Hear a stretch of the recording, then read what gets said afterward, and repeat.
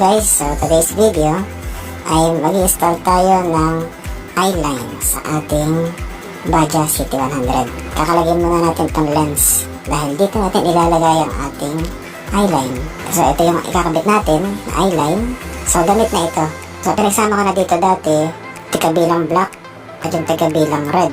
Dahil i-connect natin yung red sa accessory wire ng ating motor sa Baja City 100. Ang accessory wire ay kulay brown. Then, yung black ay i-connect natin sa negative ng ating motor. Ang negative wire ng ating motor ay black na may lining na yellow. Yan. Tatlong wire yan, meron pa yung yellow. Itatap naman natin yan kung gusto niya ng running light sa signal lights. Itatap natin yung yellow sa ating signal lights. So, ang gagawin ko rito ay hindi ko naman gagamitin ang flasher niya. Yan. So, ididikit lang naman natin yan dito sa tabi ng ating lens. Katulad nito. Yan. Tapos, kailangan natin ng glue stick at lighter.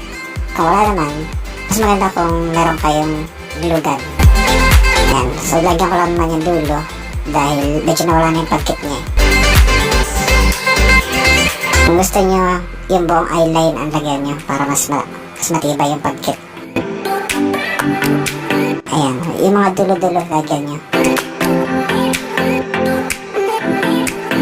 Mas maganda kung lahat lalagyan.